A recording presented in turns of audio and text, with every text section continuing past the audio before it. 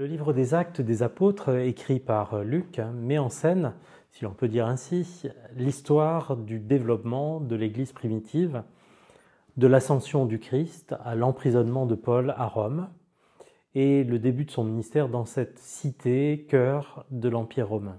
En quittant ses disciples, Jésus annonce une grande campagne missionnaire à l'échelle mondiale, et ce par le moyen d'hommes et de femmes remplis de la puissance de l'Esprit. Au chapitre 1er des Actes, nous lisons « Vous recevrez une puissance, celle du Saint-Esprit, survenant sur vous, et vous serez mes témoins à Jérusalem, dans toute la Judée, dans la Samarie et jusqu'aux extrémités de la terre. » Le livre des Actes se décline en deux grandes parties qu'il est important de considérer pour bien comprendre la portée du verset que nous venons de lire.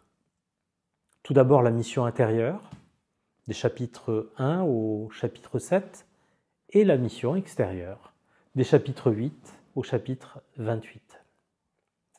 Jésus, avant de quitter ses disciples pour monter vers son Père, leur laisse une instruction principale et leur confie un projet d'envergure, sous la responsabilité du Saint-Esprit, être témoin de Jésus-Christ. Même après la résurrection, les disciples restent préoccupés par le rétablissement politique et social de leur environnement immédiat. La venue de l'Esprit Saint ouvre alors la dimension du royaume de Dieu à toutes les nations de la terre, sans exception. De leur petit projet local, Jésus les oriente vers une mission catholique, c'est-à-dire qui vise la terre entière. Vous recevrez une puissance.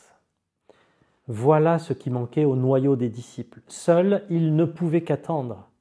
Le Saint-Esprit vient les rendre capables de 3 actions importantes et complémentaires pour une vie chrétienne missionnaire.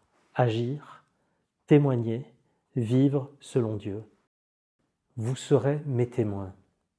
Cette phrase résume en quelque sorte toute la mission de l'Église sur la terre. Jésus est ainsi désormais présent dans le monde. L'Église, constituée des croyants réunis, a donc une responsabilité, faire de son témoignage sa préoccupation centrale. Pourquoi vous arrêtez-vous ? C'est la question posée par les anges aux apôtres qui restent béats devant l'ascension de Jésus.